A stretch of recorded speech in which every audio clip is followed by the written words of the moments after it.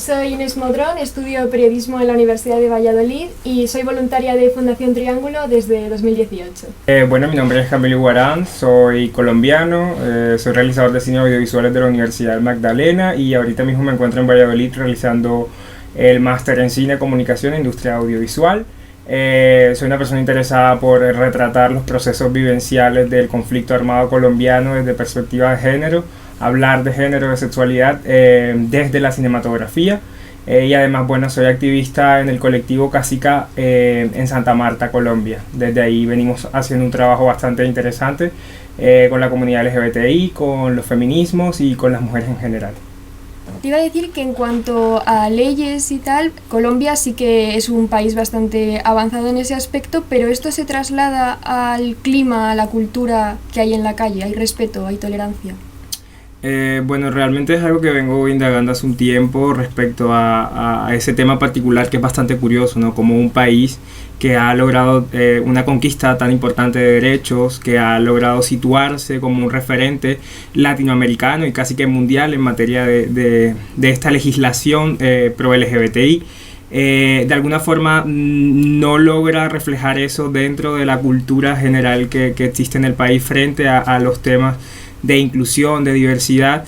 Y bueno, básicamente en el intentar entender esta dinámica un poco es bueno situar como la realidad sociohistórica de Colombia, y es que bueno, es un país en medio del conflicto armado colombiano, donde hoy en día hablamos de un posconflicto que realmente es una falacia porque seguimos en medio de una disputa bélica que realmente condiciona la existencia de todas las personas, pero sobre todo condiciona la existencia de esas personas que ya están victimizadas, entonces las somete a dobles victimizaciones.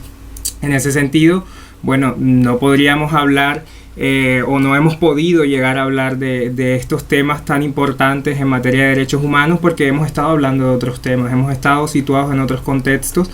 Y bueno, eso quizás ha imposibilitado un poco y creo que apenas recientemente estamos hablando de ciertos temas de violencia de género, de violencia sexual, de violencia contra la mujer, de estos temas que de alguna forma debieron estar como en nuestro panorama hace mucho tiempo, pero apenas estamos llegando ahí, apenas estamos llegando a reconocer las violencias que sufrimos como personas LGBT, apenas estamos llegando a reconocer como toda esa imposición social que ha existido contra nuestras existencias. Y bueno, yo particularmente lo sitúo en eso, en el atraso temático en que nos ha inmiscuido la guerra, en que nos ha inmiscuido el conflicto, porque bueno, si estamos pensando en otras cosas, en sobrevivir, en que no nos maten, en que se acabe el conflicto, en tantas otras cosas, pues no vamos a poder problematizar nuestras existencias y bueno, esperamos que esto que estamos viviendo en este momento, como esta revolución, este cambio de mente, esta posibilidad de comunicarnos, de expresarnos a través de las redes y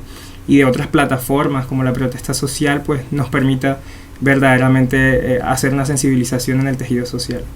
Claro, yo creo que aquí, aunque no podemos hablar de esa situación de conflicto, también hay una disonancia entre los derechos formales, los que están sobre el papel, y luego cómo se aplican a la realidad, porque eso se escucha mucho cuando se acerca el orgullo, ¿no? Que sí, ya están todos los derechos, pero luego las agresiones homófobas existen, las agresiones transfobas existen, y aunque sobre papel todo parezca muy claro y parezca muy bonito, luego en la calle lo que se respira no es tan utópico como lo que se ve sobre papel, y en eso también hay que trabajar desde el papel para que eso se pueda trasladar a las calles. Yo frente a eso creo también que habría que situarnos, claro, en el contexto sociohistórico de España como tal, ¿no? Es un país que vivió una larga dictadura, una larga represión, y posterior a esta ruptura viene como toda una masificación de derechos, de una revolución sexual, que hoy en día en las calles, digamos, bueno, si lo comparamos entre Colombia y España, aquí vivimos en una libertad aparente, ¿no? Bastante interesante, bastante atractiva, pero sin embargo todavía quedan como esos visos de esa mentalidad franquista, conservadora, sí. Claro, que siempre busca como apabullar la existencia disidente, ¿no? Que busca como eliminar eso que durante todo el periodo de la dictadura se dio. Entonces creo que igual España va en un buen camino en tanto derechos formales, en los derechos de papel que tú llamas y en la forma en que la gente empieza a recepcionar esto. Yo creo que lo que falta es que un par de generaciones vengan y otras se vayan yendo, porque esa es la realidad de la vida, ¿no? Hay que empezar a mutar el pensamiento, y mutar el pensamiento es ir cambiando de generaciones. Entonces, bueno, suena un poco radical, pero esa es la realidad. A medida que vamos avanzando en generación vamos avanzando en temas también, ¿no? Sí, por ejemplo, precisamente hablando de lo de las generaciones, ahí entra la cultura y la educación, porque lo que tú tengas a tu alrededor, lo que te enseñe tu entorno, es luego lo que tú vas a aplicar en tu desarrollo personal. Y ahí también, en esa parte de cultura, entra mucho el cine, que tú que estás especializado totalmente en eso, ¿cómo lo ves como herramienta para visibilizar y normalizar realidades? Es un poco complejo porque el cine inicialmente pues se ha visto como un arma de entretenimiento, como un arma de espectáculo, como una herramienta que permite a la gente salir de su realidad e inmiscuirse en otra, pero momentáneamente un poco. Pero yo creo que a medida que el cine ha evolucionado también, ha encontrado como unas nuevas formas de comunicarse, unos nuevos lenguajes, y eso ha generado unas nuevas posibilidades, ¿sabes? El cine ha permitido, creo que, grandes transformaciones sociales y el hecho de que hoy en día podamos hablar de un cine queer, de un cine sexual, que podamos retratar esos procesos, va a permitir o ha permitido también un poco que la gente se entere de lo que ocurre. Por eso mi interés siempre ha sido como generar mi producción, mi cine, desde Colombia, desde Latinoamérica, desde esos lugares disidentes que son periféricos, que a veces son olvidados, para que luego puedan ir por el mundo y la gente pueda identificar qué es lo que ocurre. Yo tengo interés en hablar del conflicto armado porque es algo que incluso en Colombia no se habla, ¿sabes? Entonces, cuando no se habla en Colombia, créeme que mucho menos se habla por fuera, y creo que es importante que la gente reconozca qué tipos de violencia se dieron, qué tipo de dinámicas se dieron a partir del hecho de ser lesbiana, trans, gay, ¿sabes? Y el cine ha permitido eso, ¿no? Como en medio de la globalización, ser un canal de comunicación mucho más efectivo, porque llega a la masa, porque lo pueden ver muchas personas y porque también lo pueden reflexionar. Entonces creo que el cine se constituye como una herramienta muy importante dentro de todo este tema de la sensibilización a nivel global, ¿no? Yo la verdad es que considero que también que es muy importante, porque en mi caso, por ejemplo, lo fue, porque fue lo que hizo el cine y las series, la industria audiovisual en general, lo que me hizo empezar a plantearme cosas, a ver otras realidades que como en mi entorno no estaban o yo no sabía que estaban. No es que me pareciera bien o mal, es que ni siquiera me lo había planteado ni sabía que existían, ¿no?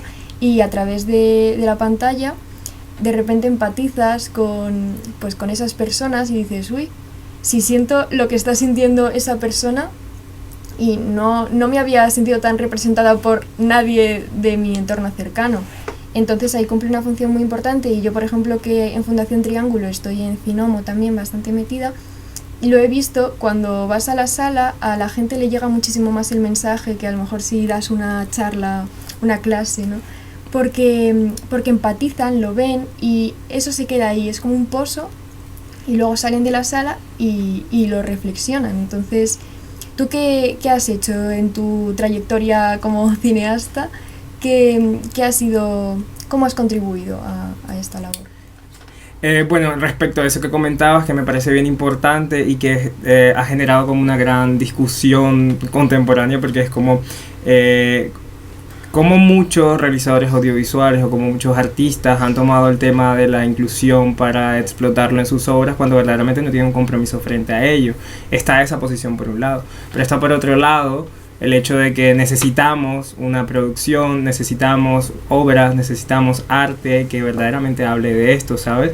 El tema de Netflix es como la gran la gran manzana de la discordia respecto a este tema.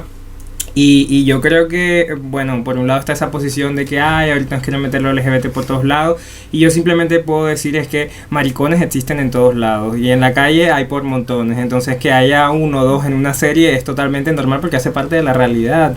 O sea, ¿cómo te va a incomodar, a molestar que una serie tenga un personaje LGBT si al lado puedes tener como decenas? Claro.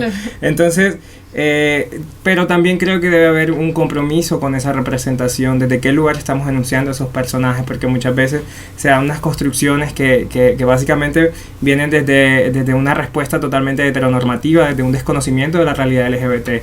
Entonces, yo en mi proceso como cineasta, como creador, como artista, como investigador, ese ha sido como el principal desafío, ¿no? Poder empezar a hacer una construcción desde la autorrepresentación y no simplemente yo reconociéndome como persona LGBT, como persona disidente, sino abrazándome con otras realidades, con otros procesos, ¿no?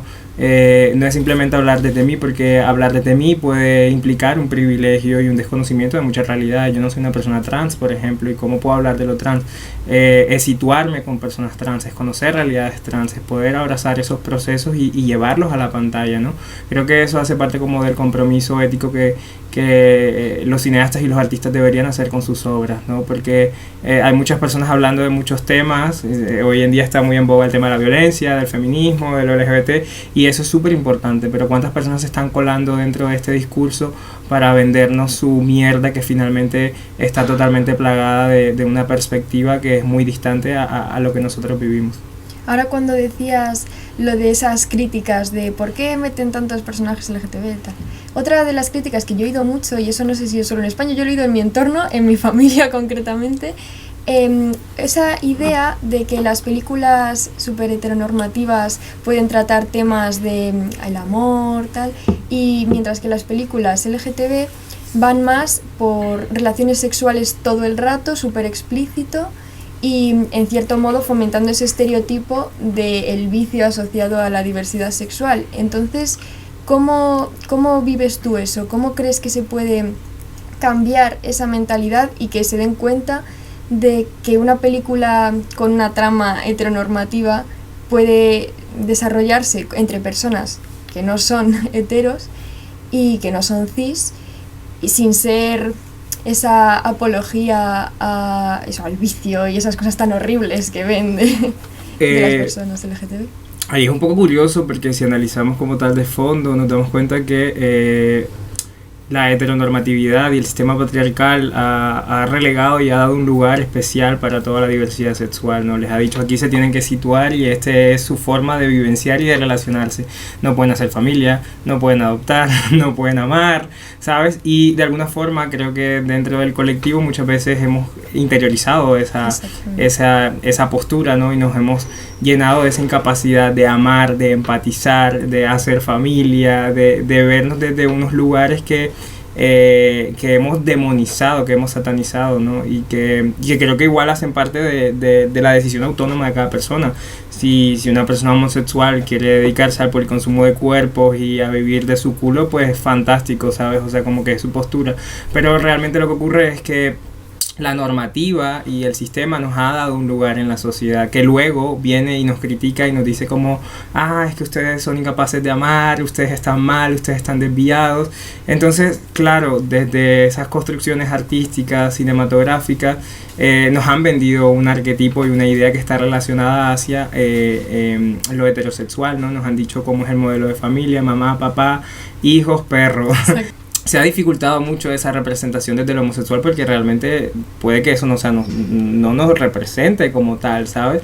Pero creo que lo que hay que hacer es empezar a abrir las posibilidades para que la gente verdaderamente construya lo que quiere ser sin sentirse condicionada por lo que el sistema o por lo que las demás personas le digan. Si una persona está dispuesta a casarse, si dos chicas quieren casarse y quieren tener un perro o un hijo, pues es totalmente respetable y válido también, ¿no? Pero realmente es solamente una respuesta que hemos tenido frente a lo que la sociedad nos dice todo el tiempo, y es que somos incapaces de amar, y yo lo veo a diario, ¿sabes? Porque conozco chicos con los que interactúo, la paso muy bien, pero me doy cuenta que o hay problemas allá o hay problemas acá, o de los dos lados, y yo digo, o sea, ¿por qué somos incapaces de sostener, no sé, un segundo encuentro, una conversación, otra cosa que no sea sexual, ¿sabes?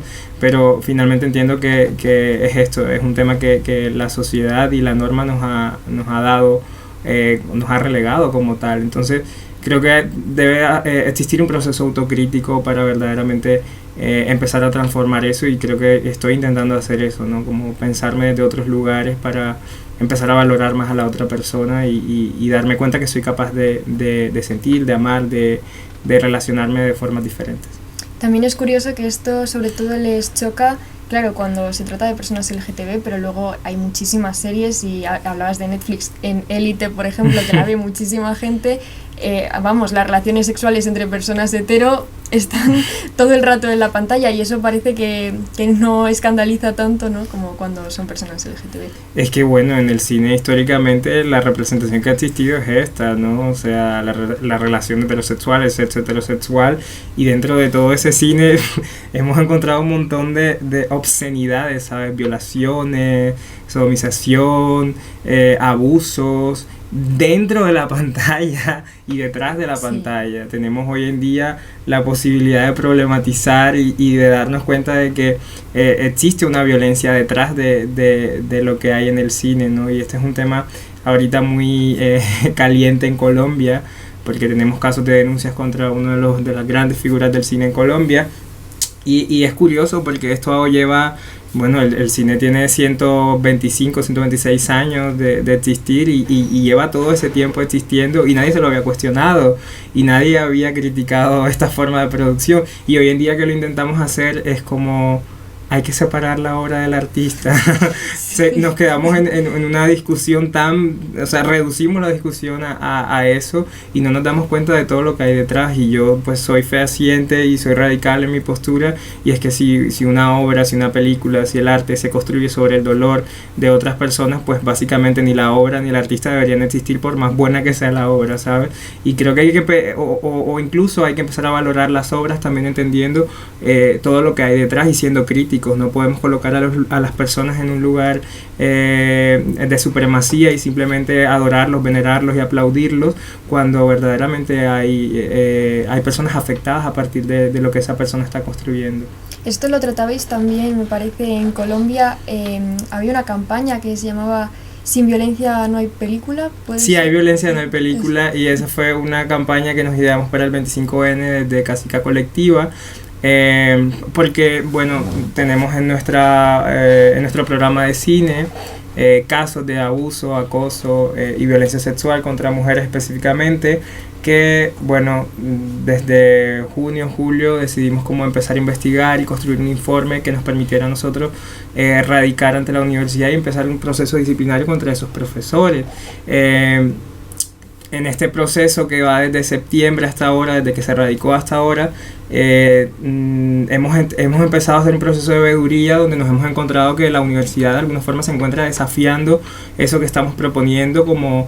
Claro, vamos a desvincular a los profesores de su labor docente, pero los vamos a dejar ahí como circundando en otros espacios y hacerles publicidad y promocionar sus películas. Entonces nosotros remitimos unas preguntas a las que específicamente queríamos saber por qué estaba ocurriendo esto, y lo que ellos nos responden es que claro, las películas tienen derechos, tienen exhibición, tienen toda una cadena de procesos que no se pueden desvirtuar por una investigación, y esto nos parece totalmente absurdo, porque si hay una investigación abierta debe seguirse la investigación de una forma objetiva, no se debe empezar a irse hacia un lado o irse hacia otro, sino simplemente hacer lo que toca hacer. Entonces, lo que decidimos hacer el 25N como una respuesta contestataria a esto que nos está diciendo la universidad es que si hay violencia no hay película, y lo vamos a seguir insistiendo y lo vamos a seguir diciendo. No queremos más abusadores dentro del cine, no queremos más violadores dentro del cine, y si se tienen que acabar carreras, pues que se acaben, porque la violencia también acaba vidas, y esto es una realidad que se tiene que entender y que debemos dejar de normalizar. Es que es eso, lo hemos normalizado demasiado. Aparte de todo este tema del cine en la colectiva, ¿qué otros temas tratáis o con qué personas trabajáis? Bueno, somos un grupo bastante reducido, especialmente somos chicas. Entonces, nada, tenemos múltiples perspectivas ahí, porque hay antropología, hay un poco de cine, hay un poco de literatura. E intentamos todo el tiempo como vernos desde diferentes lugares. Nosotros iniciamos como una respuesta que quería ser artística y que quería intervenir la ciudad con mensajes, acciones que permitieran eso, problematizar la existencia disidente, la existencia femenina. Y ese fue nuestro lugar para iniciar el proceso, que inició hace un año específicamente. Iniciamos con las protestas que se situaron en Colombia el 21 de noviembre específicamente, ahí estuvimos. Y bueno, como vimos que el ejercicio fue interesante y que hubo una acogida en general, pues empezamos a trabajar otras cosas. Entonces empezamos a hacer autogestión de recursos y empezamos a producir nuestros productos a partir de apoyar a mujeres, madres cabeza de hogar que se dedicaban a la confección y que en medio de la pandemia habían perdido su trabajo. Entonces quisimos empezar a hacer nuestro activismo también desde ahí, desde apoyar económicamente a esas mujeres, desde generarles trabajo, y estuvimos interactuando un poco con eso. Nos llegaron casos de mujeres trans en situación de calle, migrantes con VIH, y estuvimos apoyando ahí un poco también, haciendo campañas, haciendo como sensibilización, acompañándola ahí en su proceso, a esa chica trans que acompañamos y que nos permitió como llegar a otras chicas. Y bueno, trabajamos el tema de la denuncia. Finalmente creo que nuestro foco temático ha sido como muy variado, nuestros ejes de acción han sido como muy variados, y lo que queremos es hacer un ejercicio descentralizado, que esté desvinculado de procesos políticos, que esté desvinculado de procesos individuales y que verdaderamente permita converger en lo colectivo. Por eso dentro de Casica no existe como una figura líder, no existe como una imagen de una persona, no existen nombres, ¿sabes? Nosotros somos como, nos reconocemos desde la colectividad e intentamos como, bueno, ya luego desde nuestros procesos personales y desde nuestras posibilidades generar escenarios que permitan el reconocimiento, bueno, como este que está aquí donde yo estoy hablando. Pero han existido otros espacios donde nos hemos permitido interactuar, incluso a partir del informe Yo Denuncio Cine, que fue el que radicamos ante la Universidad del Magdalena. El Congreso de la República nos hizo una invitación para que participáramos de una asamblea que iban a tener para problematizar sobre el tema de violencia sexual en las universidades, y una de las compañeras pudo hacer su intervención y explicar de qué se trataba Casica Colectiva y el proceso Yo Denuncio Cine. Así que bueno, creo que en medio de ser una actividad bastante heterogénea, hemos logrado como llegar a unos lugares importantes y problematizar todo este tema de la violencia sexual. Es que es muy importante lo que dices de poderlo llevar a ámbitos como el Congreso que decías, porque al final el activismo tiene que llegar a los que mandan, ¿no? A los que toman las decisiones, porque ellos tienen en sus manos la posibilidad de garantizar unos derechos. Claro, pero también hemos querido hacer el ejercicio, como te decía, de una manera descentralizada, de una manera desligada, y poderlo hacerlo desde afuera, donde podemos ser críticos, porque cuando lo hacemos desde adentro con un contrato, ¿sabes? Claro. Ya nos condicionamos y ya nos parcializamos un poco, y eso es algo triste, es lamentable, porque hemos visto como muchas activistas que tienen un trabajo muy interesante, que tienen un trabajo muy importante, cuando llegan a estos espacios finalmente se condicionan, se coartan, se limitan, porque bueno, a veces todo este tema del poder también incluye unos silencios, ¿no? Unos votos de silencio. Entonces, bueno, por fortuna hemos podido hacer un ejercicio bastante alterno que nos permite ser autocríticos como colectiva, pero también críticos frente a eso que otras personas están haciendo y están diciendo, y que son personas que están en el poder, que de alguna forma sabemos que estamos incomodando y que presupone riesgo, peligro, imposibilidades laborales a futuro también un poco, pero bueno, es parte de nuestro compromiso verdaderamente como una colectiva disidente y alterna. No queremos hacer el ejercicio que de pronto muchas veces se viene replicando, es como lo que hemos intentado hacer un poco. Claro, al estar fuera de todo esto podéis permitiros criticar lo que se está haciendo mal desde allí, pero al mismo tiempo influir para que se pueda hacer mejor, pero sin esas ataduras que os liguen a un partido o a determinada ideología. Yo leía ayer que ahora con todo esto de la ley trans en España, abrieron una consulta y la gente podía enviar correos electrónicos para manifestar su opinión a favor o en contra de la ley trans, y publicaron ayer que más del 90%, si no me equivoco, de las respuestas que habían recibido, que eran decenas de miles, habían sido a favor. Y leí un artículo que no sé hasta qué punto estar acertado, pero leí un artículo que decía que había influido mucho en la movilización a favor para esa consulta de la serie de Veneno, porque había agitado un poco la conciencia de muchas personas. Yo lo he visto en el caso de mi madre, que jamás se había planteado nada, y viendo esa serie, además la quería ver conmigo para preguntarme cosas, para hablar, y bueno, al final no sé hasta qué punto influye, pero sí que para muchas personas es su primer contacto a lo mejor con otro tipo de realidades. Nada, volvemos a lo que estábamos hablando, y era este tema del compromiso y la responsabilidad como creadores, como artistas, frente a una temática particularmente, sobre todo en el caso de Veneno, frente a un personaje que fue tan amado y tan odiado en España, sí, pero que tanto ha representado, ¿no?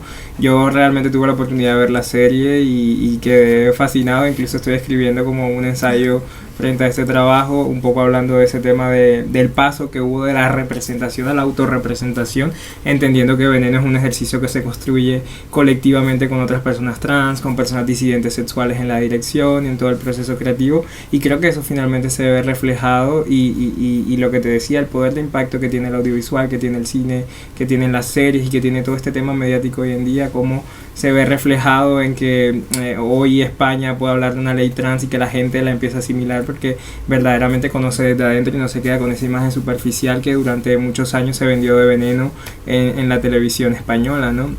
Creo que ha sido como un buen ejercicio que debería estudiarse, que debería problematizarse, a ver si lo podemos replicar desde otros lugares y a ver si dejamos de ser representados por personas tan ajenas a nuestras realidades.